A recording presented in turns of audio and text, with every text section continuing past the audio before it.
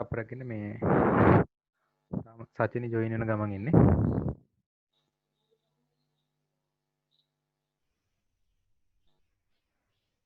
හරි.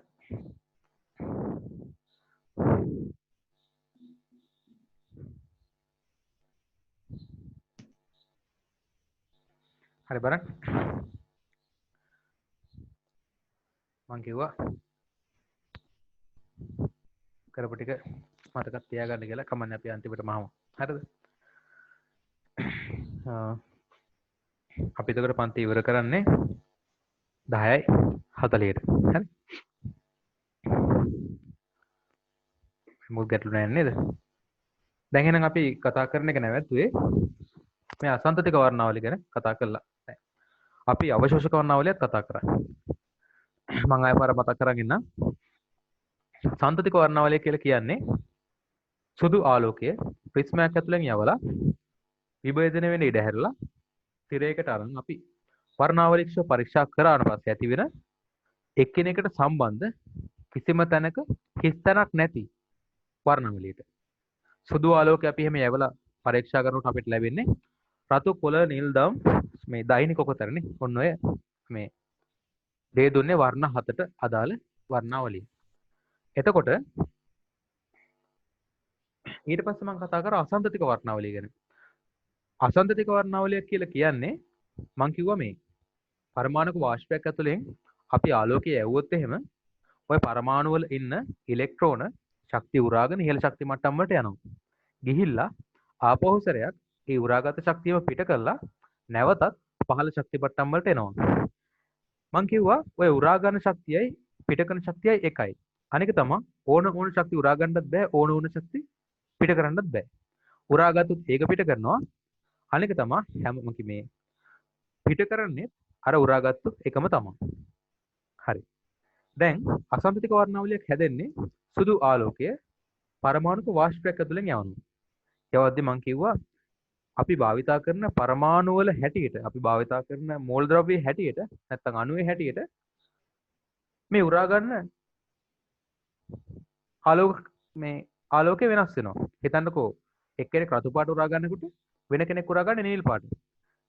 ඒ උරා ගන්නේ මොන මේ ආලෝක කිරණයද කියන එක තීරණය වෙන්නේ අපි භාවිතා කරන පරමාණුක වාෂ්පය අනුව. ඇයි පරමාණුක වාෂ්පයක් අපි ගන්නෙ? අපිට බැද්ද අණු වාෂ්පයක් ගන්න. O2 හරි. බෑ. O2 අණු නෙවෙයි පරමාණු. පරමාණු වල තමයි ඉලෙක්ට්‍රෝන අපිට ওই විදිහට ශක්තිය උරා ගන්න සලස්වලා ඉහළ ශක්ති මට්ටමට යවන්න පුළුවන් තත්ත්වයක් තියෙන්නේ.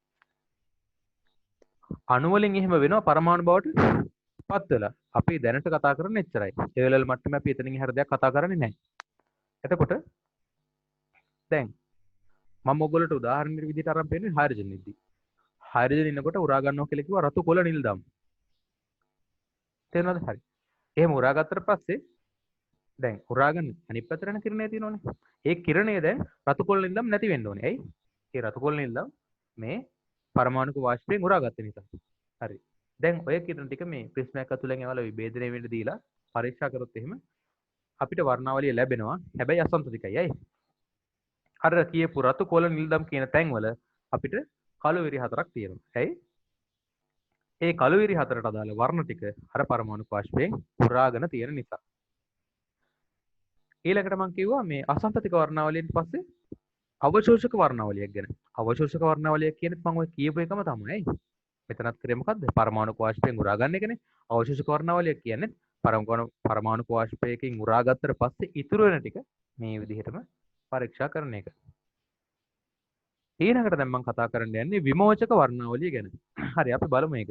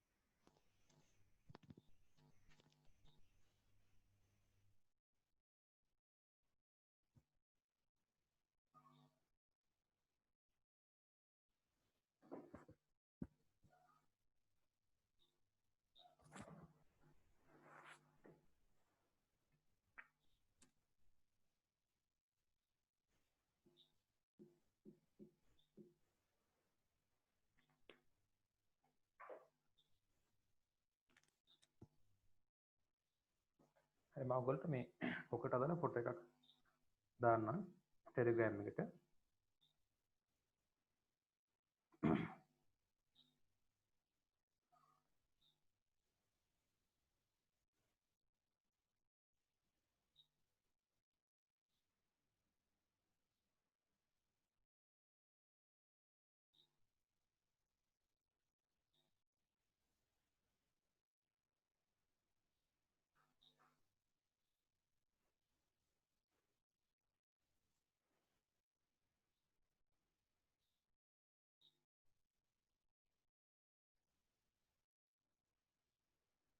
බලන්න ගෲප් එක.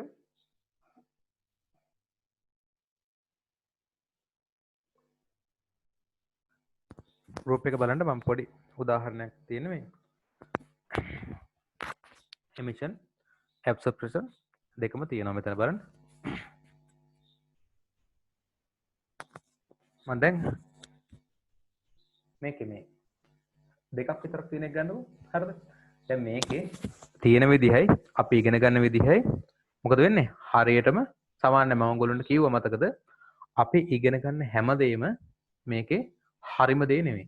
සමහරවිට අපි පොඩ්ඩක් වෙනස් කරලා ඉගෙන ගන්නවා හේතුව නැත්තම් අපිට මේ ඔළුවට දාගන්න අමාරු වෙන නිසා.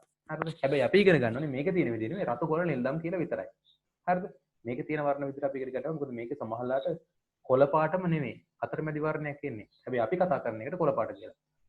මොකද අපි අනවශ්‍ය දේවල් ඉගෙන ගන්න යන්නේ නැහැ. ඒවා අපි කතා කරමු. ඔයගොල්ලෝ කැම්පස් එකට පස්සේ වැඩිදුර ඉගෙන ගන්න පුළුවන්. දැනට රතු කොළ නිල්දම් මේක මම ඔයගොල්ලන්ට දාලා තියෙන්නේ තේරුම් ගන්න විතරයි. එතකොට අවශෝෂක වර්ණාවලියට මෙතන හයිඩ්‍රජන් පරමාණු වාෂ්පය භාවිත කරොත් එහෙනම් බලන්න ලස්සනට මේ වර්ණාවලිය ලැබෙනවා. ඒ ලැබෙන වර්ණාවලිය අඳුරු ඉරි ටිකක් තියෙනවා. බලන්න කළු පාට ඉරි ටිකක් තියෙනවා. ඇයි ඒ කළු පාට ඉරි වලට අදාළ වර්ණ ටික මෙයා උරාගෙන. තේරෙනවද? හරි. ඊට පස්සේ දැන් මම කියන්නේ මොකද්ද? අවශෝෂක වර්ණාවලිය නෙවෙයි දැන් මම කියන්නේ විමෝචක වර්ණාවලිය. විමෝචක වර්ණාවලියේදී සුදු ආලෝකයක් කොහෙන්වත් එවන්නේ නැහැ. හරිද? මේ පරමාණුක වාෂ්පය තමයි ලයිට් එකක් වගේ ආලෝකය නිකුත් කරන්න සලස්වන්නේ. දැන් අපි දන්නවා මේ වගේ පරමාණුක වාෂ්ප ආලෝකය නිකුත් කරන අවස්ථා කීපයක් ගැන. මම හොඳම එකක් කියන්නම්. අපි භාවිතා කරන ඔය සමහරවිට වීදි ලාම්පු විදිහට සෝඩියම් බල්බ්. සෝඩියම් බල්බ් වලදී සූත්‍රිකාවක් නෙවෙයි අපි තියෙන්නේ. හරිද? සූත්‍රිකාවක් කියලා එකක් තියෙන කෙනෙක්. උත්තේජන කරන සූත්‍රිකාවක් එතන තියෙනවා. හැබැයි අපි ගන්න දර්ශීය සූත්‍රිකාවක් එතන නැහැ. අපි දැන් ගත්තොත් සාමාන්‍ය බල්බ් වල ගත්තොත් ටන්ස්ටන් සූත්‍රිකාවක් තියෙනවනේ. හරිද? ඔයාලා ෆිලමන්ට් එක යන්න පුළුවන්නේ. තේරෙනවද? හැබැයි සෝඩියම් බල්බ් එකක් ගත්තොත් එහෙම ඒවල ෆිලමන්ට් එකක් නැහැ. තේරෙනවද? එතකොට අපිට මොකද්ද වෙන්නේ? අර වෙන්නේ විභවාන්තරයක් දුන්නාට පස්සේ ওই සෝඩියම් වලින් වර්ණ පිට කරන්න සලස්වනවා. ඒතකොට අර විද්‍යුත් ශක්තිය ඒ කියන්නේ ඒක ඇතුලේ සිද්ධ වෙන දෙයකින් ඒක මම කිව්වොත් ඕගොල්ලන්ට බර වැඩි වෙනවා. මොකද වෙන්නේ? මේ සෝඩියම් ගෑස් එකේ මේ තියෙන වාෂ්ප වල තියෙන අර ඉලෙක්ට්‍රෝන ඉහළ ශක්ති මට්ටම වලට යනවා ආය පහළට වැටෙනවා. පහළට ඉහළට යනවා ආය පහළට වැටෙනවා. එතකොට මොකද වෙන්නේ? ඒ සෝඩියම් ලයිට් එක පත්තු වෙනවා. සෝඩියම් වාෂ්පය දැල් වෙනවා වගේ දෙයක් වෙනවා. තේරෙනවද? එතකොට සෝඩියම් වාෂ්පය තමයි පත්තු වෙන්නේ. සෝඩියම් වාෂ්පයෙන් පිට කරන එළියෙන් තමයි ඔය වීදිය ආලෝකමත් වෙන්නේ. දිගු කාලිනව භාවිතා කරන්න පුළුවන් නේ. මොකද යන්න ෆිලමන්ට් එකක් කියලා එකක් නැහැ නේ ඒකේ. ටන්ස්ටන් සූත්‍රිකාවක් නැහැ නේ උණු වෙන රත් වෙන. තේරෙනවද? අන්න ඒ නිසා ඒවා දිගු කාලයක් ලොකු කාලයක් අපිට භාවිතා කරන්න පුළුවන් නිසා තමයි ඒවා භාවිතා කරලා තියෙන්නේ වීලි ලාම්පු වගේ දේවල් වලට. මොකද දැන් සාමාන්‍ය බල්බ් වගේ ඔය ෆිලමන්ට් එක යන්න ගත්තම ඒවා මාරු කරගෙන ඉන්න බෑ සෑහෙන කාලයක්. ඒකයි. හරිද? ඊට පස්සේ සමහරවිට ටෙස්ටර් වලත් ඕගොල්ලෝ බලන්න පරමාණුක වාෂ්පයක් තියෙන්නේ. ටෙස්ටරෙන් ගිහලා අපි කරන්ට් එකට අල්ලනකොට විතරක් ඒ බල්බ් එක පත් වෙනවා. හොඳට බලන්න ඒ බල්බ් එකේ මෙහෙම ගෑවිලා නැහැ. මෙහෙම ලං වෙච්ච කම්බි දෙකක් තියෙනවා. තේරෙනවද? ලං වෙච්ච කම්බි දෙකක් තියෙනවා. හරි? අර ටෙස්ටරේ අපි අල්ලනකොට පොතෙන් ලොකු විභවයක් ඇති වෙනවා. ඔය විභවය මොකද කරන්නේ? විභවය භාවිතා කරලා අර පරමාණු වාෂ්පය උත්තේජනය වෙනවා. උත්තේජනය වෙනකොට ඒකෙන් එළියක් පිට කරනවා. ඒ එළිය තමයි අපිට ටෙස්ටරෙන් බලා ගන්න පුළුවන් වෙන්නේ. සාමාන්‍යයෙන් තාමත් තියෙන බහුතර ටෙස්ටර් එහෙම තමයි වැඩ කරන්නේ. හරි. මොකොත් ගැටලුවක් තියෙනවා මට මැසේජ් එකක් දාන්න ඒ සම්බන්ධයෙන්.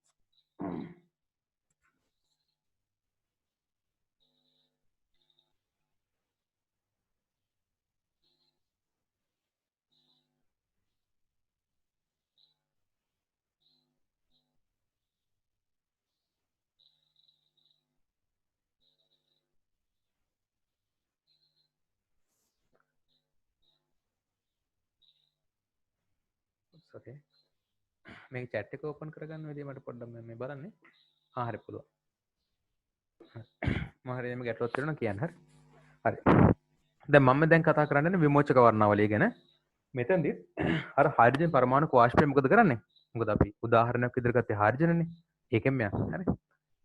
හයිඩ්‍රජන් පරමාණු වාෂ්පය ලොකු විභවාන්තරයක් දීලා දැන් උත්තේජනය කරනවා. මොකද වෙන්නේ?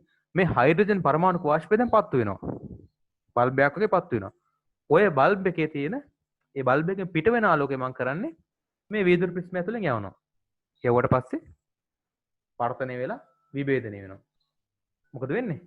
තිරයකට දැන් අන්න අපිට ගන්න පුළුවන් ඒ ආලෝකයේ විභේදනය කරලා එන රේඛා ටික. හරි.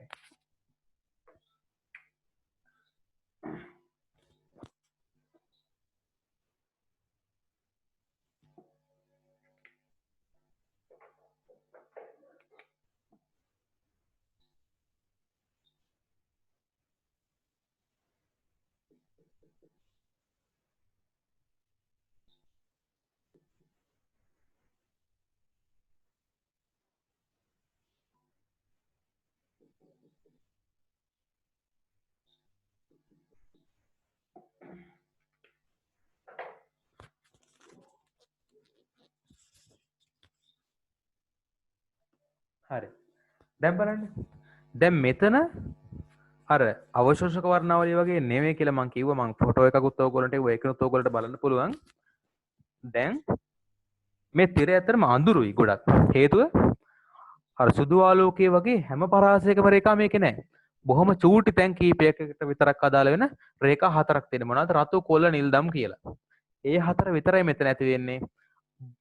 විශාල ප්‍රමාණයක් අඳුරුයි මේකේ. එහෙනම් මේකට අපි කියන්නේ අඳුරු පසුබිමේ දීප්තිමත් රේඛා ටිකක් ඇති වෙනවා කියලා. විමෝචක වර්ණාවලියේදී. එතකොට බහුතර විමෝචක වර්ණාවලිය වල ඔහොම තමයි වෙන්නේ. පරමාණුක වාෂ්ප මේ විකිරණ පිට කරන්න සලස්වද්දී අර සාමාන්‍ය ලයිට් එකකින් වගේ හැම එකක්ම පිට කරන්නේ නැහැ. උරාගත්ත ඒවා විතරයි පිට කරන්නේ. එතකොට මේ වගේ අඳුරු පසුබිමේ දීප්තිමත් ඉර තමයි සාමාන්‍යයෙන් ඇති වෙන්නේ. හරිද? නැත්තම් මේ අර ගොඩාක් එහෙම ඇති වෙන්නේ නැහැ. ඒතර අවශෝෂක වර්ණාවලිය තමයි අපි කියන්නේ දීප්තිමත් පසුබිමේ අඳුරු ඉරි. විමෝචක වර්ණාවලියකදී අපි කියන්නේ අඳුරු පසුබිමේ දීප්තිමත් ඉරි කියලා. හරි. බලන්න අර මම ඒ ෆොටෝ එකේ කළු පාට රූපේ බලන්න අඳුරු පසුබිමේ දීප්තිමත් ඉරි කීපයක් තියෙනවා. හරිද?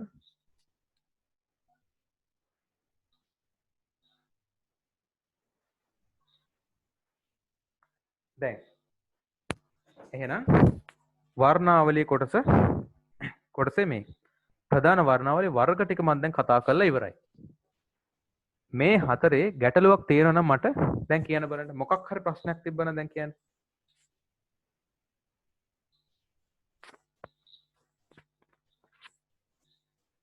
ටෙලිග්‍රෑම් එකට හරි දාන්න. මම දැන් දෙකම බලන් ඉන්නේ ඈ. මම ටාර්ගට් කරලා කියන්න ඉක්මනට කියන්න. කරක් කරන්නේ නැද්ද? අපේ ඊළඟ එකට යන්න පුළුවන්. අර මම එපු ෆොටෝ එක තේරෙනව නේද?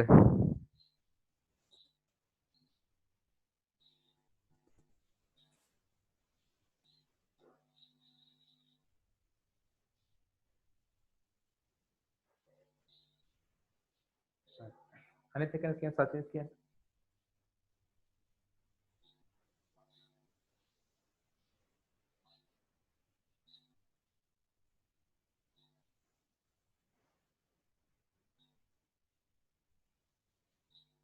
හරි.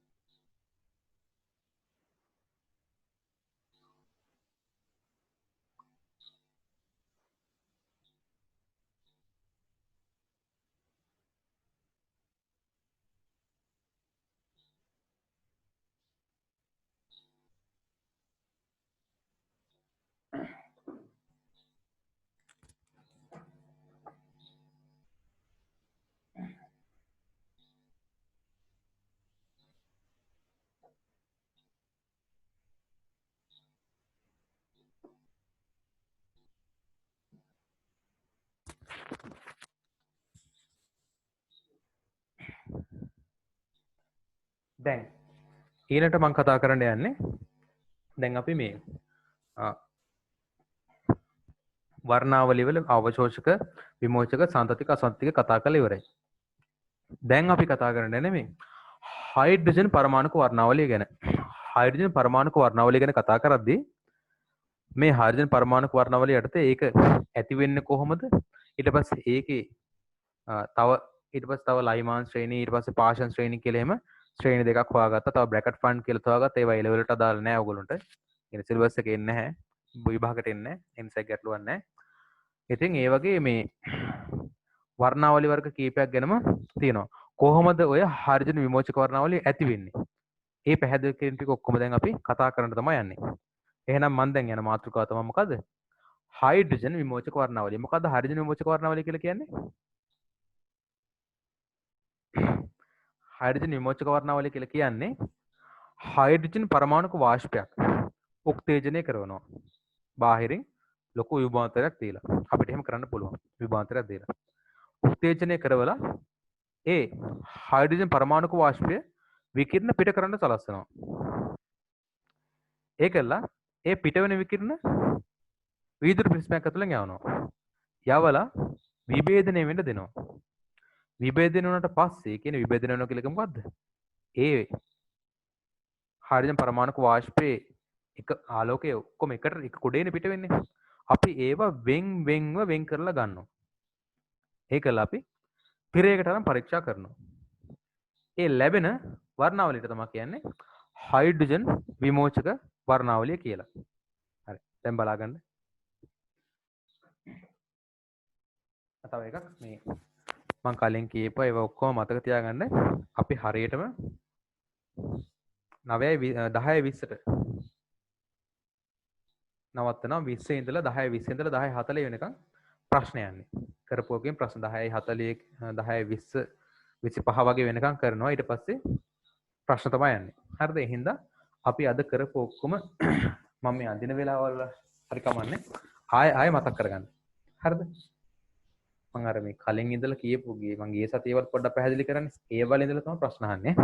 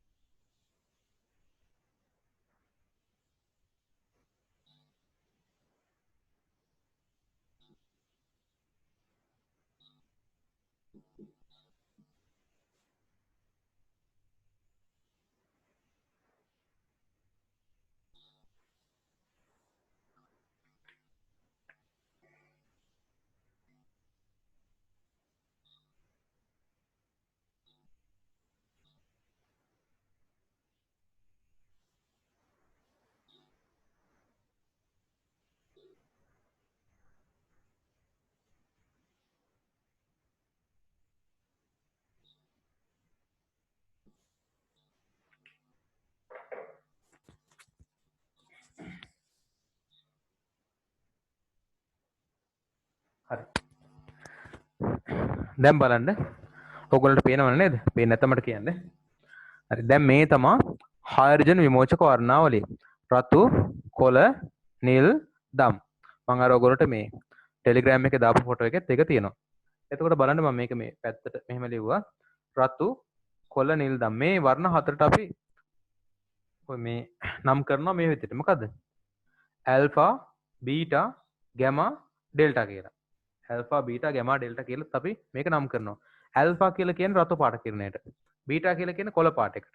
ගැමා කියලා කියන්නේ නිල් පාටයකට. බීටා කියලා කියන්නේ දම් පාට කිරණයට. එතකොට බලන්න මේකේ පොඩි ලක්ෂණයක් තියෙනවා. විශේෂ ලක්ෂණයක් තියෙනවා. හොඳට බලන්න රතු පාටයි කොළ පාටයි අතර දුරේ වෙනසක් තියෙනවා නේද? මේ රේඛා දෙක පිහිටන දුරක් තියෙනවනේ යම්කිසි. ඔය දුර වගේ ප්‍රමාණය බලන්න මේ දුර මැනගන්නකෝ. ඒ දුරට වඩා අඩු දුරක් තමයි මේ බීටා කිරණයයි ගැමා කිරණය අතර තියෙන්නේ. කියන්නේ කොළ පාටයි නිල් පාටයි අතර තියෙන්නේ. නිල් පාටයි දම් පාටයි අතර තියෙන දුර ඊටත් වඩා අඩුයි. ඒක තමයි මෙතන තියෙන විශේෂම ලක්ෂණය.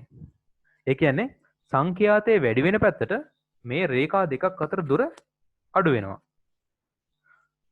තරංගායාමය මොකද වෙන්නේ? තරංගායාමය සංඛ්‍යාතයේ වැඩි වෙන පැත්තට තරංගායාමය අඩු වෙනවනේ. තරංගායාමය අඩු වෙනවා. එහෙනම් සංඛ්‍යාතයේ වැඩි වෙන පැත්තට එහෙම නැත්නම් තරංග ආයාමය අඩු වෙන පැත්තට මේ විමෝචක වර්ණාවලියේ රේඛා දෙකක් අතර දුර අඩු වෙනවා.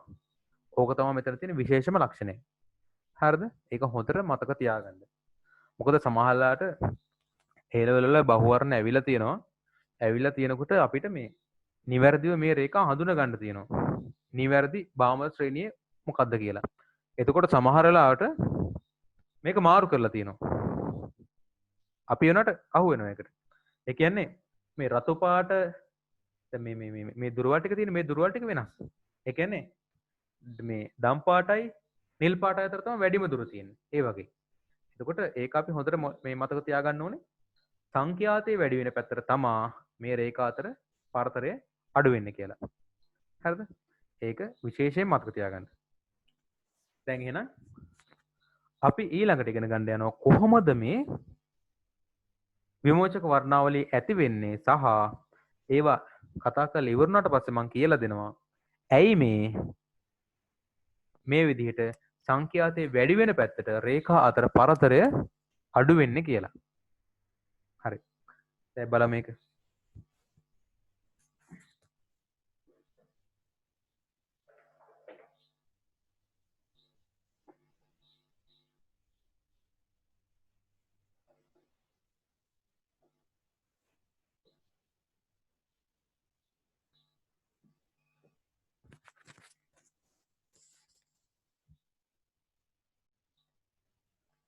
දැන් ඔය මේ හයිඩ්‍රජන් වල විමෝචක වර්ණාවලිය දෘශ්‍ය ආලෝක කලාපයට අදාළ මේ රතු කොළ නිල් දම් කියලා වර්ණ හතරක් ඇති වෙනවනේ. ඔය හතර ඇති වෙන්න හේතුව මේ බාමර් කියලා විද්‍යාඥයෙක් හොයාගත්තා. මේ බාමර් කියන විද්‍යාඥයා පැහැදිලි කරා දැන් අපි දන්නවනේ මේ ඉහළ ශක්ති මට්ටම් වලට ගියපු ඉලෙක්ට්‍රෝන ආයෙම පල්ලෙහා ශක්ති මට්ටම් වලට වැටෙද්දි කියලා මේ වර්ණ පිට කරන්නේ නැත්නම් ආලෝක විමෝචනය කරන්නේ. හරි. බාමර් කිව්වා ඉහළ ශක්ති මට්ටම් වලට ගියපු ඉලෙක්ට්‍රෝන ආපෞසරයක් දෙවනි ශක්ති මට්ටමට වැටෙද්දි තමා ඔය අපි දැන් කතා කරපු රතු කොළ නිල් දම් කියන වර්ණ හතර ඇති වෙන්නේ කියලා. හරි දැන් බලන්න ඒක.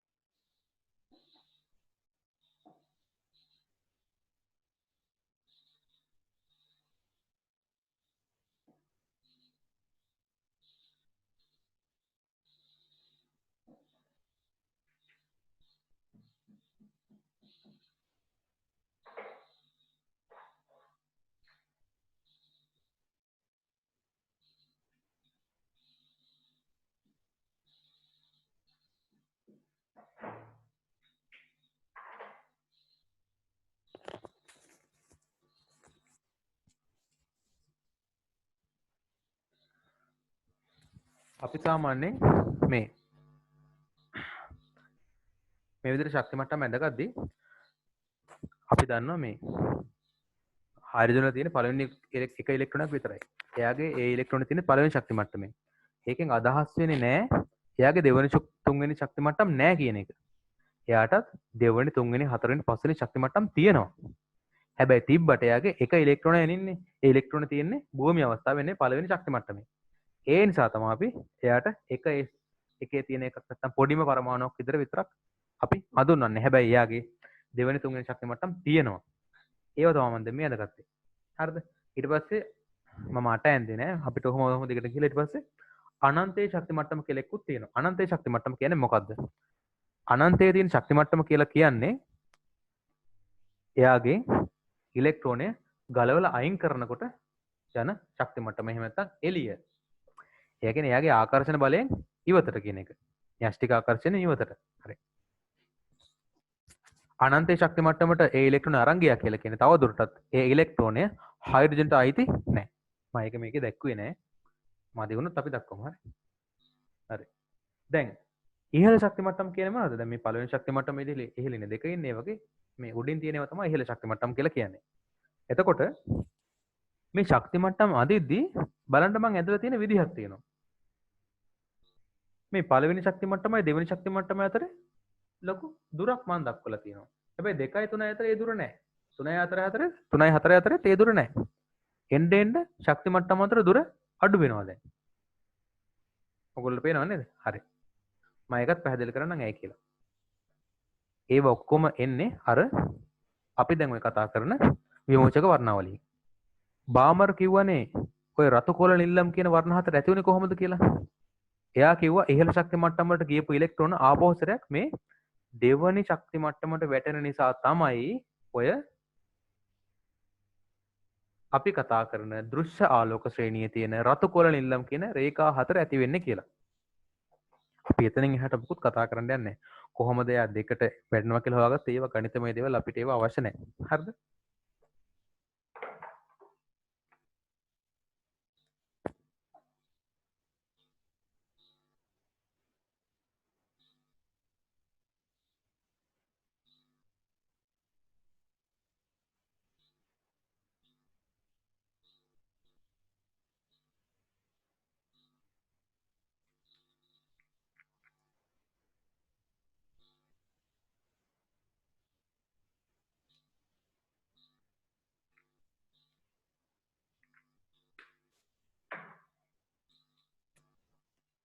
හරි.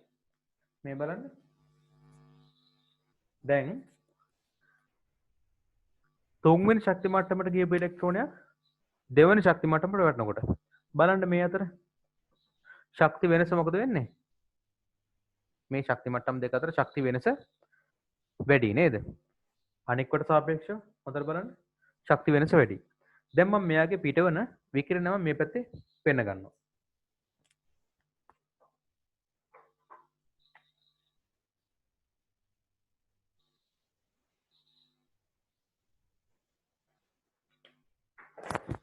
මේ තමයි ඇල්ෆා කිරණය. එතකොට බලන්න දැන් හොඳට බලා ගන්න මේක. මේ දෙන්න අතර ශක්ති වෙනස අනෙක් ශක්ති මට්ටම් අතර වෙනසට වඩා වැඩි. හැබැයි සමස්ත ශක්තිය විදිහට ගත්තොත් එහෙනම් බලන්න මෙතන ඉඳලා මෙතන තමයි ශක්ති වෙනස තියෙන්නේ. සම්පූර්ණ ශක්ති වෙනස. සම්පූර්ණ ශක්ති වෙනස ගත්තොත් එහෙනම් මේ රේඛා හතරෙන් අඩුම ශක්තිය.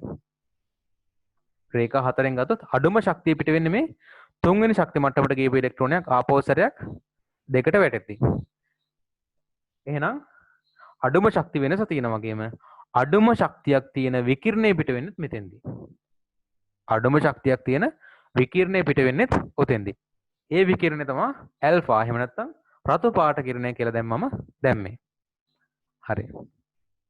ඊළඟට හතරවෙනි සහ දෙවෙනි ශක්ති මට්ටම අතර ශක්ති වෙනස බලන්න කලින්ට වඩා වැඩි. මේ බීටා කිරණය ඇති වෙන්නේ හතරවෙනි ශක්ති මට්ටමට ගියපු ඉලෙක්ට්‍රෝනයක් ආපෝසරයක් දෙවෙනි ශක්ති මට්ටමට වැටෙනකොට. හතරවෙනි ශක්ති මට්ටමට ගියපු ඉලෙක්ට්‍රෝනයක් ආපෝසරයක් දෙකට වැටෙද්දී තමයි බීටා ඇති වෙන්නේ. ඒක තමයි මොකද්ද? කොළ පාට කිරණ නැත්නම් රතු කොළ නිල්ලම්නේ වර්ණ හතර. රතු පාටෙන් පස්සේ එන කොළ පාට කිරණ තමයි ඒක. දැන් මම බීටා කිරණය මේ පැත්තේ ලකුණු කරගන්න යන්නේ.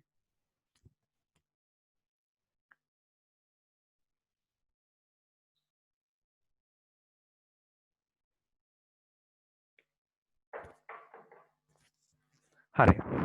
මොකද්ද මේ තියෙන්නේ? දැන් මම මේ ඇල්ෆා කිරණයයි බීටා කිරණය අතර පොඩි දුරක් තියලා තියෙනවා. මේ දුර කියලා කියන්නේ ශක්ති වෙනසක්. තේරෙනවද? මේ දෙක අතර ශක්ති වෙනසක් තියෙනව නේද? ඔන්න ඔය මේ ඇල්ෆා කිරණයයි බීටා කිරණය අතර තියෙන ශක්ති වෙනස තමයි මේ අපිට අර රේඛා ශ්‍රේණියේ දුර විදිහට ලැබෙන්නේ. තේරෙනවද? මේ ශක්ති වෙනස තමයි මෙතන දුර විදිහට ලැබෙන්නේ. ඊට පස්සේ බලන්න ඊළඟ කිරණය. පස්වෙනි ශක්ති මට්ටමට ගියපු ඉලෙක්ට්‍රෝනයක් ආපහු සැරයක් දෙකට වැටෙද්දී. දැන් ඒක අර 4 ඉඳලා දෙකට වෙනවට වඩා ශක්තියෙන් වැඩි නේද? එහෙනම් මේ කිරණයට වඩා මේ කිරණේ ශක්තිය වැඩි. ඒ කියන්නේ එයා ටිකක් ඉහළ සංඛ්‍යාතයක තියෙන්න ඕනේ. එහෙනම් හරි රතු කොළ ඊට පස්සේ නිල් පාටනේ. හරි ශක්තිය වැඩි එහෙනම්. හොඳට බලන්න. මේ 4 වෙනි එකයි 3 වෙනි එක අතර ශක්ති වෙනස තියෙන්නේ. ඇල්ෆා කිරණයයි බීටා කිරණය අතර ශක්ති වෙනස. අපි මේ දුරේ වෙනසෙන් පෙන්වන්නේ. හරි. මේ වෙනසට වඩා මේ වෙනස අඩුයි නේද? මේ වෙනසට වඩා මේ වෙනස අඩුයි. එහෙනම් මොකද වෙන්නේ? මේ දුරේ වෙනසට වඩා මේ බීටයි ගැමයි අතර වෙනස අඩුයි.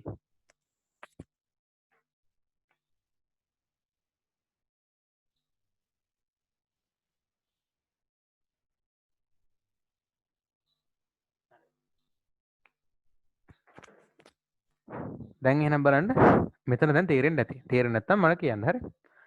ඊට පස්සේ බලන්න ඩෙල්ටා කිරණය. ඩෙල්ටා කිරණය ඇති වෙන්නේ 6 වෙනි ශක්ති මට්ටමට ගියපු ඉලෙක්ට්‍රෝනයක් ආපහු සැරයක් දෙවෙනි ශක්ති මට්ටමට වැටෙද්දී. 6ට ගියපු කෙනෙක් දෙකට වැටෙද්දී. බලන්න එයාගේ ශක්ති වෙනස මුළු ශක්ති වෙනස බලන්න. මුළු ශක්ති වෙනස ගැමාට වඩා වැඩි නේද? එහෙනම් මේ කිරණේ ශක්තිය නැත්තම් සංඛ්‍යාතය ගැමාට වඩා වැඩි වෙන්න ඕනේ. ගැමා කිරණේ නේ මම කියන්නේ. රතු කොළ නිල් පාටට වඩා වැඩි වෙන්න ඕනේ. ගැමා කියලා කියන්නේ සංකේතයගේ. නිල් පාටට වඩා වැඩි වෙන්න ඕනේ. හරි.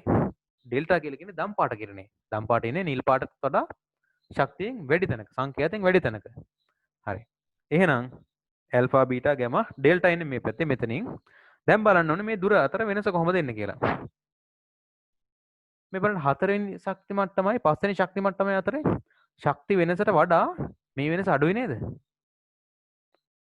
අපි සාමාන්‍ය මේක පොතක අදිද්දි අපි කරන්නේ මේ වෙනස්කම් භාගේ ගන්න. පළවෙනි ශක්ති මට්ටමයි දෙවෙනි ශක්ති මට්ටම අතර තිබුණ ශක්ති වෙනසෙන් භාගයක් තමයි. එහෙම නැත්නම් දුර හිතන්නකො කොටු රූල් පොතක අදිනවා කියලා. අපි මේ දෙක අතර වෙනසට කොටු 8ක් තිබ්බොත් මේ දෙක අතර වෙනසට තියෙන්නේ කොටු 4යි. මේ අතර වෙනසට අපි තියන්නේ කොටු 2යි. මෙතන අපි එක කොටුවයි මෙතන භාගයයි ඒ විදිහට මේ දුරවල් හැම වෙලාවෙම භාගේ තමයි වෙන්න අපි දාන්නේ. භාගේ අඩු වෙන්න. එහෙනම් බලන්න දැන් මෙතන ලොකුට පේන්නේ නැතුනට මෙතනත් මේ වෙනසෙන් භාගයක් වගේ තමයි මෙතන තියෙන්නේ. තේරුණාද? හරි. එහෙනම් මොකද්ද වෙන්න ඕනේ දැන්? මේ ශක්ති වෙනස තියෙන්නේ. මේ ශක්ති වෙනසට වඩා මේ බීටා සහ බීටා නෙමෙයි ගැමා සහ ඩෙල්ටා අතර ශක්ති වෙනස අඩුයි කියලා කියන්නේ මේ දෙන්න අතර දුරත් මීට වඩා අඩුයි. තේරෙනවනේ? හරි.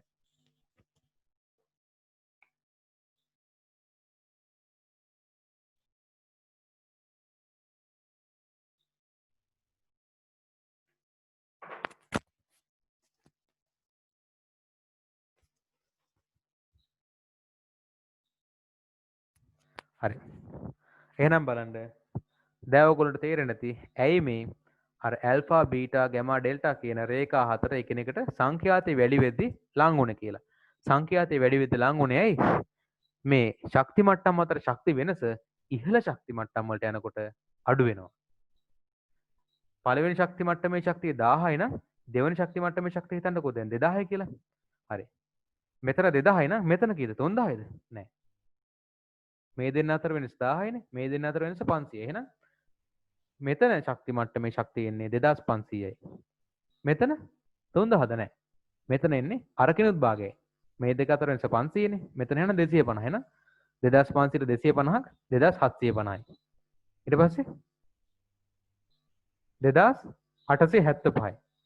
කොහොම යනවා අනන්තයේ ශක්ති මට්ටමට තමයි එන්නේ. එතකොට කීයද? 3000. තේරෙනවද? හරි. හේතුව භාගේ අඩු වෙවි යන හින්දා. අපි සාමාන්‍යයෙන් ගන්න එහෙම. අපි A level මට්ටමේදී අපි ගන්නේ භාගේ ඔහොම අඩු කර කර තමයි ගන්නෙ. හරි. දැන් එන ඔයගොල්ලන්ට තේරෙන්න ඇති කොහොමද බාමර් ශ්‍රේණිය ඇති වෙන්නේ කියලා. ඇයි අර බාමර් ශ්‍රේණියේ රේඛා අතර පරතරය මෙහෙම සංඛ්‍යාතයේ වැඩි වෙන පැත්තට අඩු වෙන්නේ කියලා. සංඛ්‍යාතයේ වැඩි වෙන පැත්තට අඩු වෙන නිසා අපි ගන්න නිගමනය මොකක්ද? ශක්ති මට්ටම් වල ශක්ති වෙනස, ශක්ති මට්ටම් දෙකක් අතර ශක්ති වෙනස මේ ශක්ති මට්ටම් වල ශක්තිය වැඩි වෙන පැත්තට අඩු වෙනවා. ඒ කියන්නේ ඉහළ ශක්ති මට්ටම් වලට යද්දි අඩු වෙනවා. ප්‍රශ්නයක් තියෙනවා නම් අහන්න. හරියගේ මං හිතන්නේ 6 මිනිත්තුවක් ගැට්ටුවක් වුණා.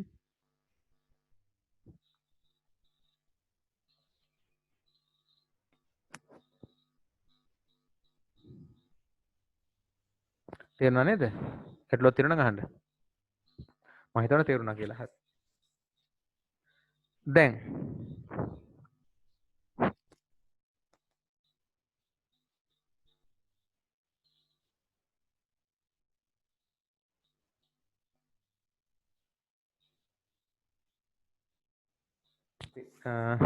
පොඩ තප්පර 30ක් විතර එහෙම බලන්න මේ හරි ගස්සක නේද කියලා. මොකද මේ වර්ණාවල ටික කරන්නේ චුට්ටක්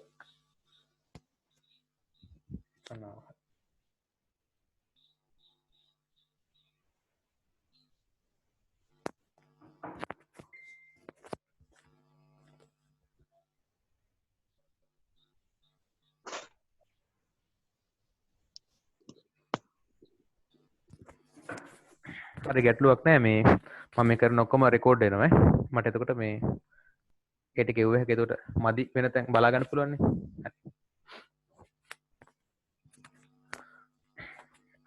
රෙකෝඩ් කරපු ටික මට මේ මම Google Drive හරි බලමු මොකක් හරි එක මොකද කරන්න කියලා හරි මම ඒක එවන්න කොහමද ඔයගොල්ලන්ට දැන් අපි එනම් ඔන්න බාමා ශ්‍රේණිය එන්න කොහොමද කියලා හොයාගත්තා දැන් තව ටිකක් මේ පරීක්ෂණ කරාට පස්සේ ලයිමන් කියලා විද්‍යාඥයෙක් හොයාගත්තා දැන් බාමර් කිව්වේ ඉහළ ශක්ති මට්ටම් වලට ගියපු ඉලෙක්ට්‍රෝන මේ දෙවෙනි ශක්ති මට්ටමට වැටෙන හින්දානේ බාමර් ශ්‍රේණිය ඇති වෙනවා කියලා ඒ දැන් පළවෙනි ශක්ති මට්ටමටයි ඊළඟ ශක්ති මට්ටම වලටයි වැටෙන්නේ නැද්ද වැටෙනවා හරි ලයිමන් කියලා විද්‍යාඥයෙක් හොයාගත්තා ඉහළ ශක්ති මට්ටම් වලට ගියපු ඉලෙක්ට්‍රෝන පළවෙනි ශක්ති මට්ටමට වැටෙන නිසා තවත් රේඛා ශ්‍රේණියක් ඇති වෙනවා කියලා. හැබැයි ඒක අපිට පේන්නේ නැහැ. ඇයි? දැන් මං කිව්වා මේ ශක්ති මට්ටම් දෙකක් අතර ශක්ති වෙනස ඉහළට යද්දි අඩු වෙනවා කියලා. හොඳට බලන්න වැඩිම ශක්ති වෙනසක් තියෙන්නේ මේ 1යි 2යි ශක්ති මට්ටම් වල. මෙන්න මේ දෙන්න අතරේ. එතකොට ඉහළ ශක්ති මට්ටම් වලට ගියපු කෙනෙක් පළවෙනි එකට වැටෙනවා කියලා කියන්නේ එතකොට ලොකු ශක්තියක් පිට කරනවා. ලොකු ශක්තියක් තියෙන තරංගයක් තමයි පිට වෙන්නේ. ඒ තරංගයේ ශක්තිය දැන් මෙතන අඩුම ශක්තියක් පිට වෙන්නේ මේ දෙවෙනි ශක්ති මට්ටමේ ඉඳලා එක්කෙනෙක් පහට වැටෙතිනේ. ලයිමන් ශ්‍රේණිය. එතකොට එයාගේ ශක්තියත් අර බාමර් ශ්‍රේණියේ සියලුම කිරණ වලට වඩා ශක්තියෙන් වැඩි. සංඛ්‍යාතයෙන් වැඩි. ඒ නිසා ඒ කිරණය ගිහිල්ලා වැටෙන්නේ දෘශ්‍යාලෝක කලාපයෙන් එළියේ තියෙන පාරජම්බූල කිරණ කලාපයට. එතකොට ලයිමා ශ්‍රේණිය ඇති වෙන්නේ සම්පූර්ණයෙන්ම පාරජම්බූල කිරණ කලාපයේ ඇතුලේ. තේරුණාද? හරි බලන්න.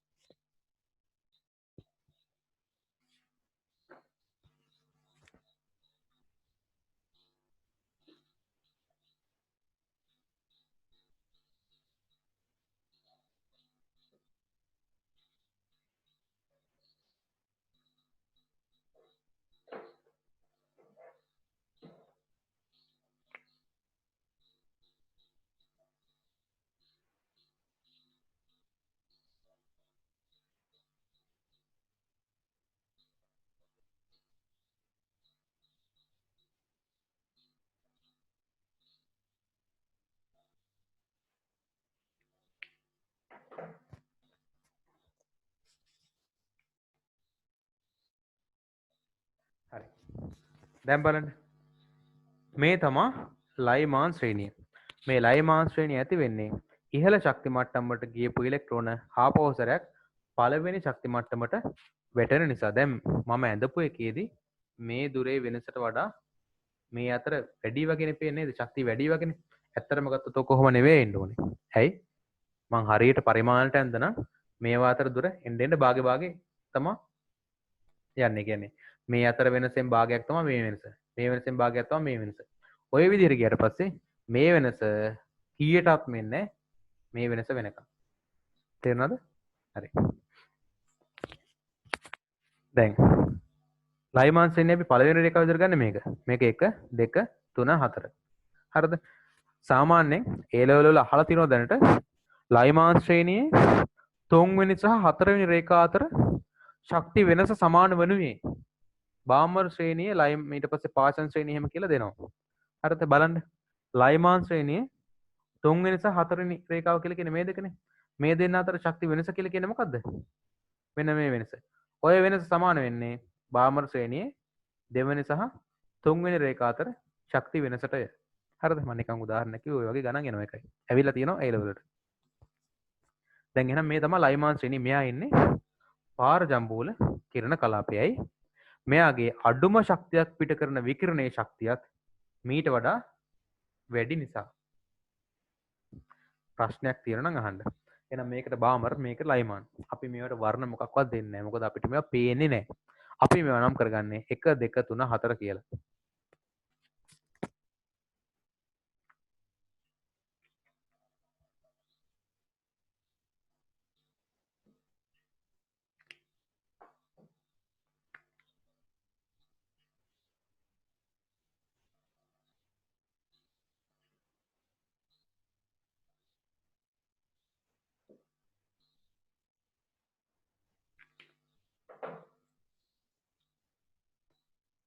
හරි.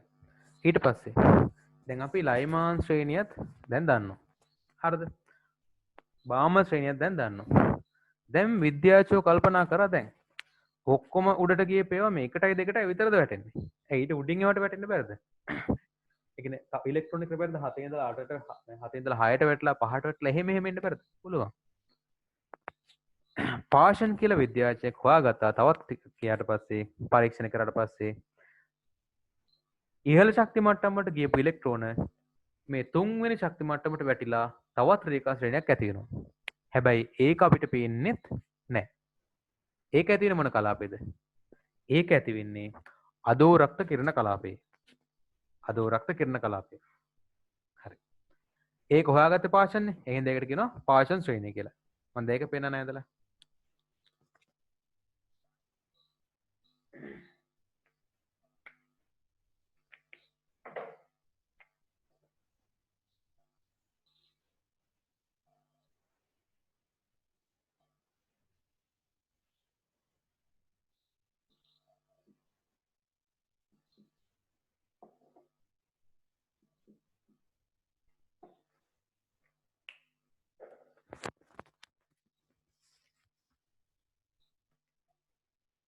හරි. මේ තමයි පාෂන් ශ්‍රේණිය. මම හිතනවා ඔයගොල්ලන්ට පේනවා ඇති කියලා. පේන්නේ නැත්නම් මට කියන්න. හරිද? එහෙනම් පාෂන් ශ්‍රේණිය ඇති වෙන්නේ ඉහළ ශක්ති මට්ටමට ගියපු ඉලෙක්ට්‍රෝන ආපහු සැරයක් තුන්වෙනි ශක්ති මට්ටමට ඇද වැටීම නිසා. පාෂන් ශ්‍රේණිය ඉහළම ශක්තියක් පිට වෙන්නේ මෙන්න මේ හතරවෙනි රේඛාවේ. නේද? හත්වෙනි ශක්ති මට්ටමේ ඉඳලා තුනට ඉලෙක්ට්‍රෝනයක් වැටෙද්දී. හැබැයි ඒ කිරණයත් ඉන්නේ අදෝරක්ත කලාපේ. ඒ කියන්නේ රතු පාට වලට අඩුයි. ඒකෙන් අදහස් වෙන්නේ මොකද්ද? අර බාමර් ශ්‍රේණියේ ශක්තියෙන් අඩුම රේඛාව තියෙන්නේ. තුන්වෙනි ශක්ති මට්ටමට ගිය ඉලෙක්ට්‍රෝනයක් දෙවෙනි ශක්ති මට්ටමට වැටිලා ඇති වෙන රේඛාව. රතු පාටයිනේ ඒක. ඊටත් වඩා ශක්තියෙන් අඩුයි අර පාෂන් ශ්‍රේණියේ හත්වෙනි ශක්ති මට්ටමේ ඉඳලා තුනට වැටෙන ඉලෙක්ට්‍රෝනයෙන් පිට කරන ශක්තියත්. එහෙනම් ඒකේ අදහස මොකද්ද? මේ ශක්ති මට්ටම් ඔක්කොගේම ශක්ති වෙනසට වඩා මෙයා අතර ශක්ති වෙනස වැඩි. මේ ශක්ති මට්ටම් ඔක්කොගේම ශක්ති වෙනසට වඩා මේ කිරණේ ශක්ති වෙනස වැඩි. තේරුණාද? හරි. එහෙනම් ওই විදිහට තමයි අපි ඔය ශක්ති මට්ටම් මේ විතර එනවා කියලා දැනගෙන තියෙන්නේ. හොයාගෙන තියෙන්නේ. හරිද? හරි. දැන් ඉහළ ශක්ති මට්ටමට ගියපු ඒවා මේ හතරවෙනි ශක්ති මට්ටමට පස්වෙනි ශක්ති මට්ටමට වැටෙන්න බැරිද? පුළුවන්. එහෙම වැටිලා ඇති වෙන රේඛා ශ්‍රේණිත් හොයාගෙන තියෙනවා. බ්‍රැකට් ෆන් කියලා. ඒවා දෙකක් තියෙන්නේ අදෝරක්ත කිරණ කලාපේ. අපිට ඒවා අදාළ නැහැ. මේ තුන දැනගත්තා නම් හොඳටම ඇති. හරි. දැන් මේ රේඛා ශ්‍රේණි දිහා බැලුවට පස්සේ ඔයගොල්ලන්ට මෙහෙම මෙන්න මේවා ටික දැනගන්න පුළුවන් වෙන්න ඕනේ. තේරුම් ගන්න පුළුවන් වෙන්න ඕනේ. පරමාණුවක් ඇතුලේ ශක්ති මට්ටම් ඕන තරම් එන්න පුළුවන්. හැබැයි ඒ ශක්ති මට්ටම් වල ශක්තිය මේ ශක්ති මට්ටමේ ශක්තිය වැඩි වෙනකොට අඩු වෙනවා. මේ වෙනස ශක්ති වෙනස හරි. ශක්ති මට්ටම් වල ශක්තිය වැඩි වෙනවා ඈතට යන්න න්‍යෂ්ටියේ ඉඳලා ඈතට යන්න ශක්ති මට්ටම් අතර ශක්ති වෙනස අඩු වෙනවා දුරත් අඩු වෙනවා. තේරුම් නැත්නම් කියන්න. ආයෙත් මම කියන්නම්. ඕනම පරමාණුවක ඕන තරම් ශක්ති මට්ටම් ඉන්න පුළුවන්. හැබැයි මේ ශක්ති මට්ටම් න්‍යෂ්ටියේ ඉඳලා ඈතට යන්න මොකද වෙන්නේ? ශක්තියෙන් වැඩි වෙනවා. හැබැයි ශක්ති මට්ටම් දෙකක් අතර ශක්ති වෙනස අඩු වෙනවා. ඒ කියන්නේ ඈතට යන්න මේ ශක්ති මට්ටම් එකිනෙකට ලං වෙනවා. තේරුණානේ? හරි. ඒ වගේම තමයි. බාම ශ්‍රේණියේ මම ඇඳලා පෙන්වන්න ඕගොල්ලන්ට නේද? බාම ශ්‍රේණියේ ඇති කරන මේ විකිරණවල නැත්තම් මේ විමෝචක වර්ණාවලිය රේඛාවල රේඛා අතර පරතරය මේ සංඛ්‍යාතයේ වැඩි වෙන පැත්තට අඩු වෙනවා. බාම ශ්‍රේණියේ මේ ඇති කරන විමෝචක වර්ණාවලිය රේඛා අතර දුර සංඛ්‍යාතයේ වැඩි වෙන පැත්තට අඩු වෙනවා. ඒ වගේම ලයිමාන් වලත් ඒ විදිහටම අඩු වෙනවා. හැබැයි හොඳට බලන්න බාමර් ශ්‍රේණියේ පළවෙනි රේඛාවයි දෙවෙනි රේඛාවයි අතර දුර මේක. තේරුණාද? හරි. ඒ දුර සමාන වෙන්නේ ලයිමාන් ශ්‍රේණියේ දෙවෙනි සහ තුන්වෙනි රේඛා අතර දුරට. එකෙන් අදහස් වෙන්නේ ලයිමාන් ශ්‍රේණියේ පළවෙනි සහ දෙවෙනි රේඛා අතර දුර ඊට වඩා වැඩි. ඊට පස්සේ ලයිමාන් ශ්‍රේණියේ හතරවෙනි සහ පස්වෙනි දෙවෙනි තුන්වෙනි සහ හතරවෙනි රේඛා අතර දුර මේක. තේරුණාද? ඒ දුර සමාන වෙන්නේ බාමර් ශ්‍රේණියේ දෙවෙනි සහ තුන්වෙනි රේඛා අතර දුරට. නැත්නම් පාෂන් ශ්‍රේණියේ පළවෙනි සහ මේ දෙවෙනි රේඛා අතර දුරට. තේරුණාද? හරි. මම දැන් ඒක මේ ඔය රේඛා ශ්‍රේණි තුනම එකපාර ඇඳලා පෙන්නද්දි ඔයගොල්ලන්ට තේරෙයි මම මේ මුලින් කියලා දෙන්නේ. පොඩ්ඩක් ඔලුවට යන්න. ඊට පස්සේ දැන් බලන්න මේ ශ්‍රේණි පිහිටන දුර. පාෂන් ශ්‍රේණියයි බාමර් ශ්‍රේණියයි අතර දුර තමයි මේක. නේද? හරි. පාෂන් ශ්‍රේණියයි බාමර් ශ්‍රේණියයි අතර පරතරය මේක. ඒ පරතරයට වඩා වැඩි බාමර් ශ්‍රේණියයි ලයිමාන් ශ්‍රේණිය අතර පරතරය. හරි. දැන් මම මේක මේ යටම තියෙන එක මම පොඩ්ඩක් මකලා ඔයගොල්ලන්ට යටින් ඇඳලා පෙන්නන්න.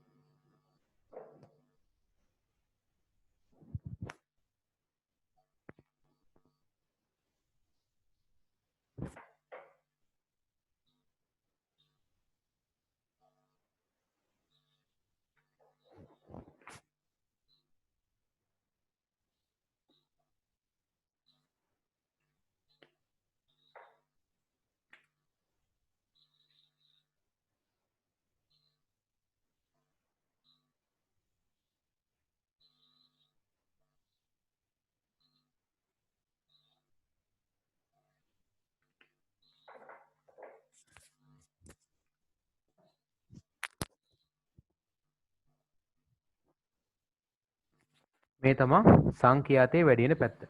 ඒතකොට සංඛ්‍යාතයේ අඩුම මේ මුල්ලනේ. මේ තමයි සංඛ්‍යාතයේ අඩුම පැත්ත.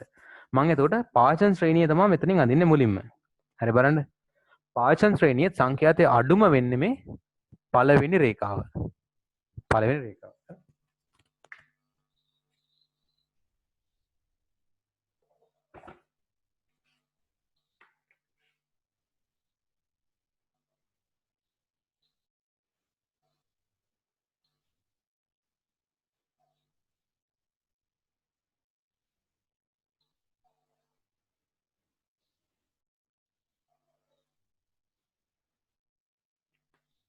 හරි බලන්න දැන් මම යන්නේ මොකද්ද? පාෂන් ශ්‍රේණියේ රේඛා හතර. පළවෙනි රේඛාවයි දෙවෙනි රේඛාව අතර දුර වගේ භාගයක් විතර තමයි එන්නේ මේ 2යි 3යි අතර දුර. හරිනේ? මේ දුරට වඩා මේ දුර අඩුයි. ඊට වඩා මේ දුර අඩුයි. හරි. එහෙනම් ඔන්න දුරේ වෙනසවල් ටික ඔහොම එන්නේ. දැන් බලන්න පාෂන් ශ්‍රේණියයි බාමර් ශ්‍රේණිය අතරත් පරතරයක් තියෙනවනේ. ඒ පරතරය තමයි මේක. තේරෙනවද? සාමාන්‍ය මේ දුරට වඩා ගොඩක් වැඩි මෙතනනේ. එහෙනම් මම මේ දුරට වඩා ටිකක් වැඩිපුර දුර වැඩි කරලා මේ හරියෙන් ඒක ලියනවා. මොකද ගොඩාක් මම දුර වෙනස් කරත් මට මේක ඉඩ මත වෙන හින්දා. හරි. එතකොට බාමර් ශ්‍රේණියේ ශක්තියෙන් අඩුම නැත්නම් සංඛ්‍යාතයෙන් අඩුම රේඛාව වෙන්නේ මේ ඇල්ෆා රේඛාව. දැන් මම ඒක තමයි අඳින්න යන්නේ.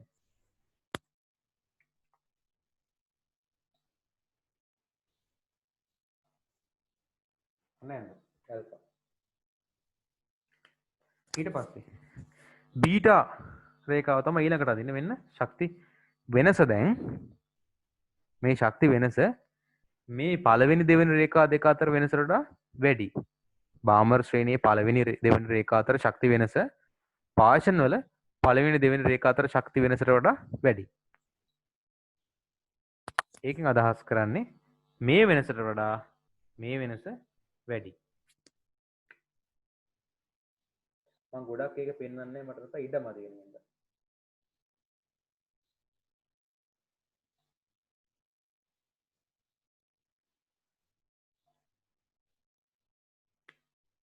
හරි. එහෙනම් මේ ඇල්ෆා බීටා ගැමා ඩෙල්ටා මම හිතනවා ඔයගොල්ලන්ට තේරෙන්නේ නැති කියලා. හරි. දැන් බලන්න ඒක. දැන් මේක තේරෙනව නේද එතකොට? මේ තමයි මේ ඇල්ෆා බීටා අතර ශක්ති වෙනස ඊට වඩා අඩුයි මේ බීටා ගැමා අතර ශක්ති වෙනස ඊට වඩා අඩුයි මේ ඩෙල්ටා ගැමා අතර ශක්ති වෙනස. හරි. දැන් මම ඊළඟට බලන්න මේ ලයිමාන් ශ්‍රේණියයි බාමර් ශ්‍රේණිය අතර ශක්ති වෙනස තමයි පෙන්වන්න යන්නේ. දැන් මම ඉස්සලා ඇඳලා තියෙද්දි ලයිමාන් ශ්‍රේණිය මේ වගේ තැනක තමයි තිබ්බේ. ඒ කියන්නේ පාෂන් ශ්‍රේණියයි බාමර් ශ්‍රේණිය අතර ශක්ති වෙනසට වඩා බාමර් ශ්‍රේණියයි ලයිමාන් ශ්‍රේණිය අතර ශක්ති වෙනස වැඩි. එහෙනම් මේක මම මේ වෙනසට වඩා ගොඩක් වැඩි කරන්න යන්නේ. කියන්නේ මෙන්න මේ වගේ තැනකින් මම දානවා.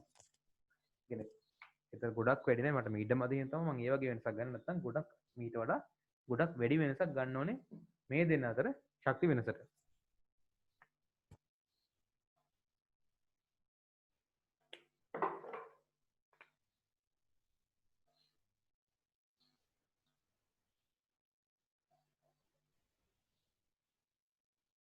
හරි. දැන් ලයිමාන් වල ශක්තිය නඩුම එක්කෙනා තමයි පළවෙනි එක්කෙනා. හරි. දැන් පළවෙනි එක්කෙනයි දෙවෙනි එක්කෙනයි මම අදිද්දි බලන්න මේ දෙන්න අතර ශක්ති වෙනස මේ දෙන්න අතර ශක්ති වෙනසට වඩා වැඩි. ඒකෙන් අදහස් වෙන්නේ ලයිමාන් වල පළවෙනි රේඛාවයි දෙවෙනි රේඛාව අතර දුර නැත්නම් පරතරය බාමර් වල ඒ පරතරයට වඩා වැඩි වෙන්න ඕනේ. මේ පරතරයට වඩා මේ පරතරය වැඩි වෙන්න ඕනේ.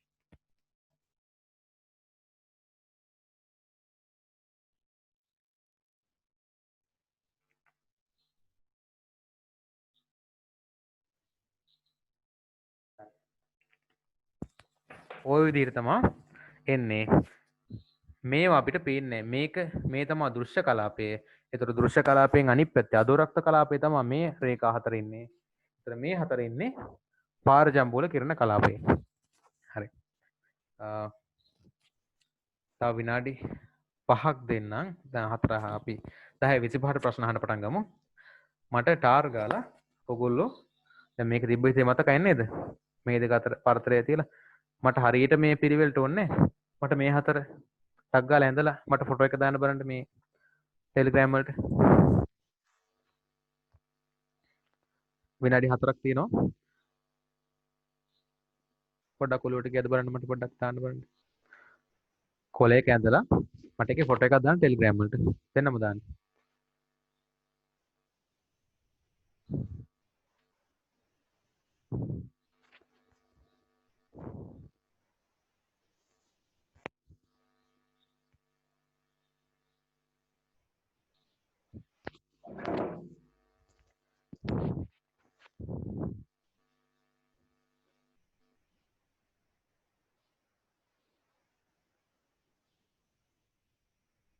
අනික මේක සම්පූර්ණ කරන් ආය පාරක් හැබැයි මේ පාරතරේ තව ටිකක් වැඩි වෙන්නේ.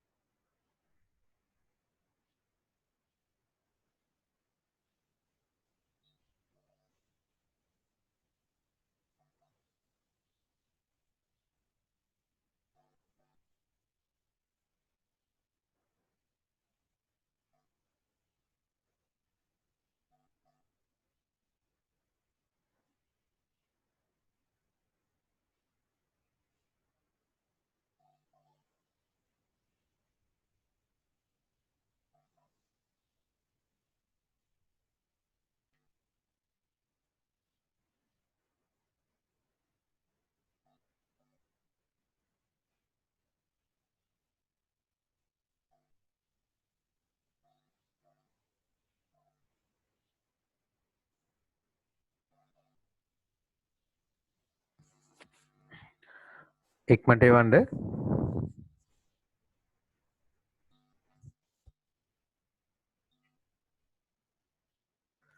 ඒක තමයි පළවෙනි ප්‍රශ්නේ. කරන්න බලන්න ටාර්ගල් එවන්න. ඒක තමයි පළවෙනි ප්‍රශ්න. තව විනාඩි දෙකක් දෙන්න ඉක්මනට එවන්න.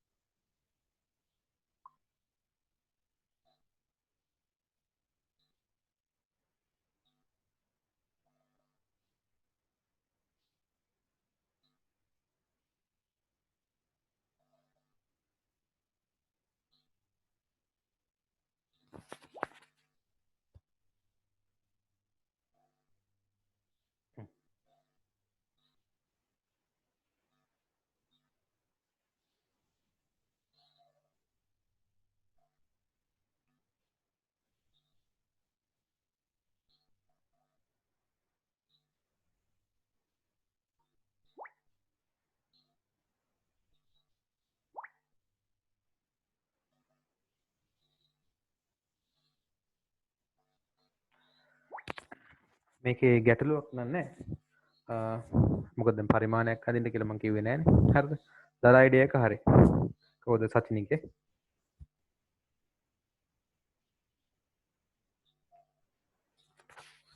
මට වෙනුනත් ටක් ගාලා යන්න බලන්න.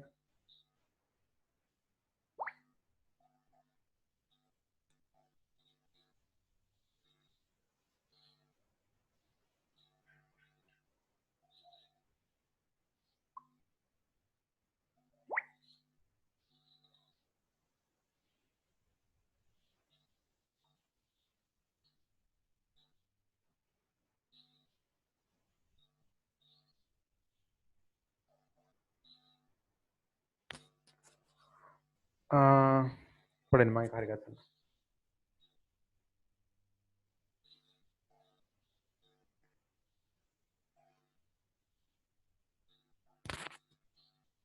හරි දැන් පුළුවන්.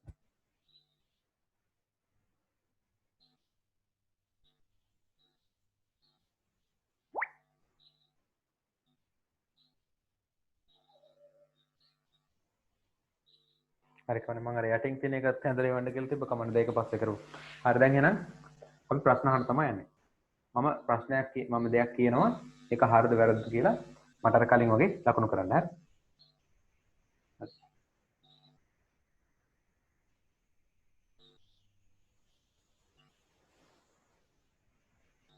හරි. හරි. පළවෙනි ප්‍රශ්නේ. විමෝචක වර්ණාවලියක් යනු සාන්තතික වර්ණාවලියක් නොවේ. හරිද වැරදිද?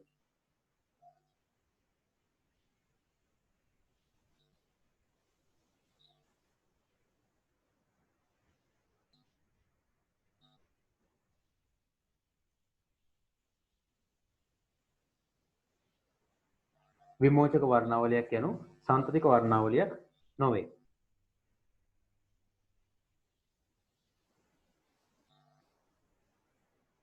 හරිනේ. ඒක අසාන්තතික වර්ණාවලියක්. ඊට පස්සේ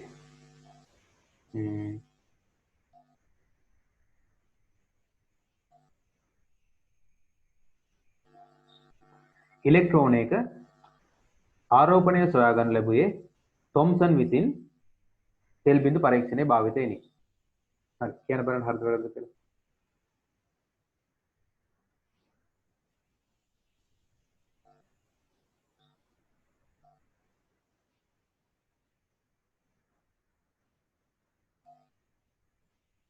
හරි.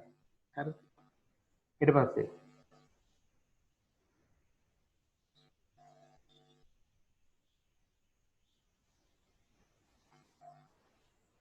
හයිඩ්‍රජන් විමෝචක වර්ණාවලියේ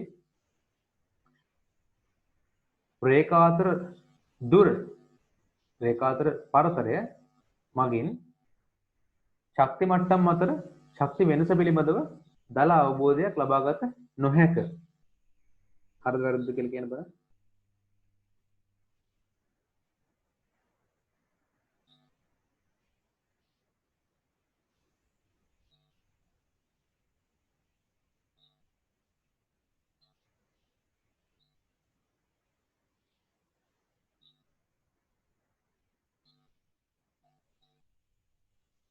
හරි. ලබා ගන්න පුළුවන් නේ. දල අවබෝධයක් ලබා ගන්න පුළුවන්. ඊට පස්සේ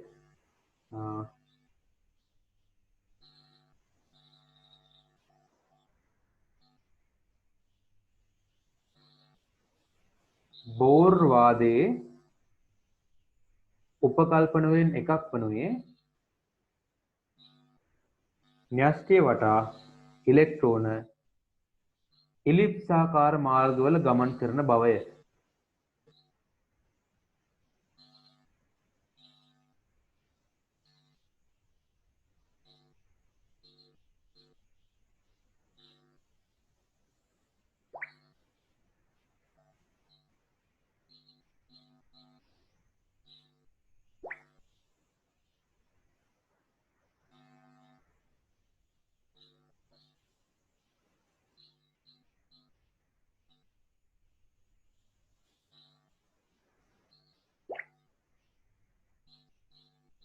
හරි මේ බලන්න.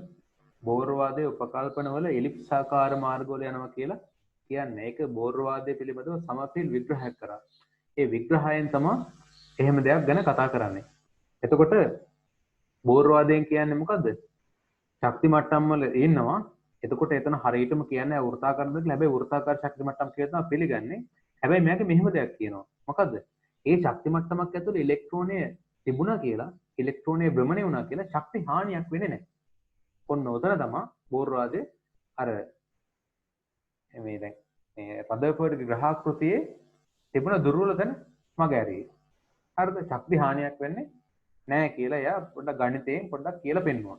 ඒක තමයි එතන තියෙන්නේ. හැබැයි ඔය එලිප්සාකාරයවත් එක්ක සම්බන්ධ වෙන කතාව සම්මප්‍රේක්ෂක විග්‍රහයෙන් තමයි කරේ.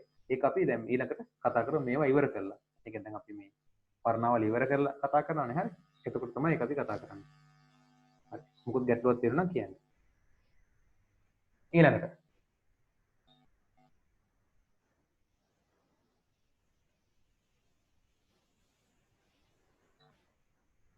විමෝචක වර්ණාවලියක් ඇතිවන්නේ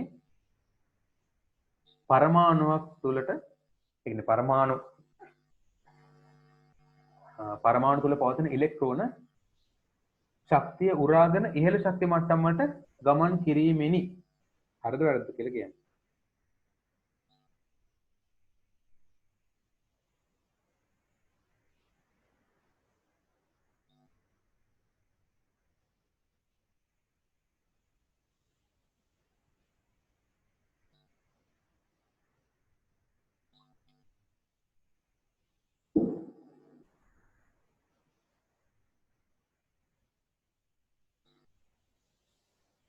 හරි.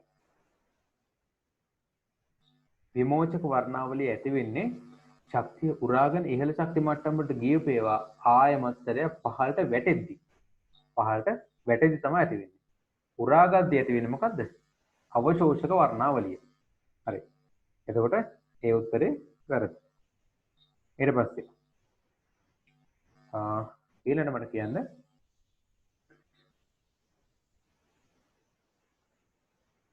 තොම්සන් විසින් නියුට්‍රෝනය නාමකරණය කරන ලදී.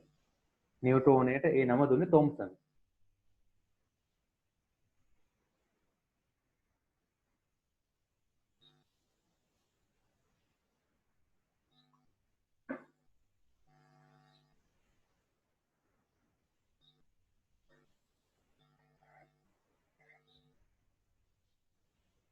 හරිනේ බලන්න. තොම්සන් මොකද කරේ? නියුට්‍රෝනය නාමකරණය කරේ නෑ. නියුට්‍රෝනය නාමකරණය කරේ කවුද? රදර්ෆර්ඩ්. හරිද? රදර්ෆර්ඩ් තමයි නියුට්‍රෝනයට ඒ නම කිව්වේ. නියුට්‍රෝනය කියලා නියුට්‍රෝන හොයාගත්තේ චැඩ්වික්. හරි? හරි. ඊට පස්සේ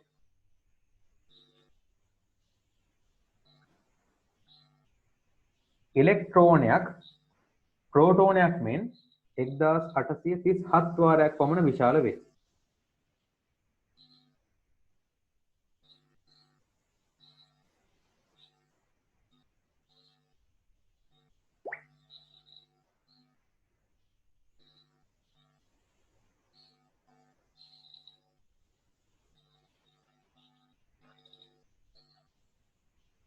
ප්‍රෝටෝනයක් ඉලෙක්ට්‍රෝනයක් ප්‍රෝටෝනයක් මෙන් 1837 වාරයක් පමණ විශාල වේ.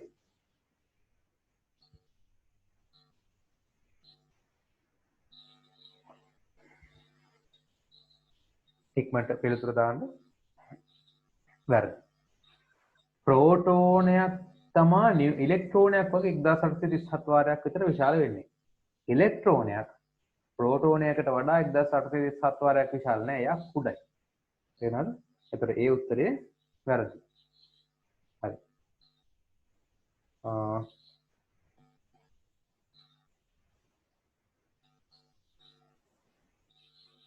ඊළඟට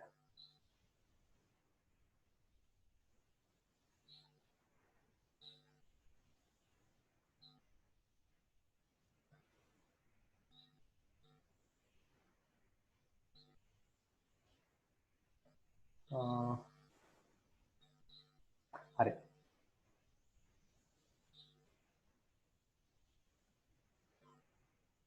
තොම්සන්ගේ ප්ලම් පුඩින් ආකෘතියෙන් කියවෙන්නේ ප්‍රෝටෝන වලින් සමන්විත ධන හරය මත ගිලුණු ඉලෙක්ට්‍රෝන වලින් පරමාණු සමන්විත වන බවය. ප්‍රෝටෝන වලින් සමන්විත ධන හරය තුල ගිලුණු ඉලෙක්ට්‍රෝන වලින් පරමාණුවක් සමන්විත වන බවය.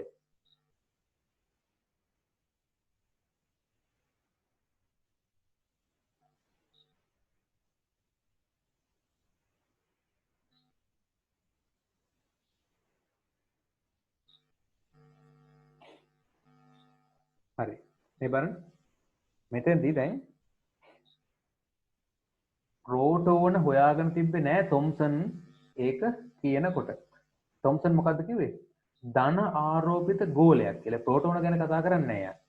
ධන ආරෝපිත ගෝලයක ගිලුණු ඉලෙක්ට්‍රෝන. එතකොට ධන ආරෝපිත ප්‍රෝටෝන වලින් හැදිච්ච න්‍යෂ්ටියක් ගැන කතා කරන්නේ නෑ. හරයක් ගැන කතා කරන්නේ නෑ. ධන ආරෝපිත ගෝලයක්. ප්‍රෝටෝන කියලා දෙයක් එතකොට ඒක කියන්නේ. තේරුණාද? හරි. ඊට පස්සේ ගයිගර් මාස්ඩන් සිදු කරන ලද පරීක්ෂණය මගින් තොම්සන් විසින් ඉලෙක්ට්‍රෝනය අනාවරණය කරගන්නා ලදී. හරිද වැරදිද?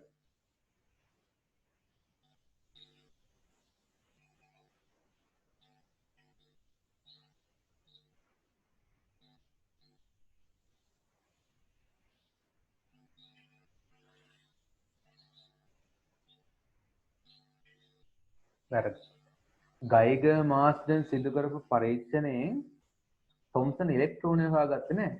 රදර්ෆර්ඩ් මොකද කරේ? ඒක භාවිතා කර තමයි අර පරමාණු කියන්නේ මේ ඇල්ෆා කියන ඔක්කොම න්‍යෂ්ටි ඇතුළේ මොනවද මේ රත්පත්‍රය ඇතුළේ ගියානේ. ඒ නිසා ඒකෙන් මොකද හොයාගත්තේ?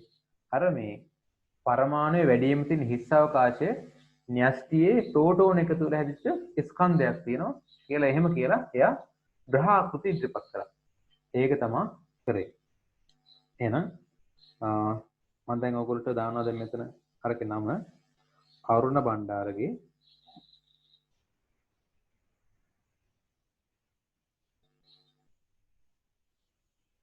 පරමාණුක ව්‍යුහය සහ බන්ධන.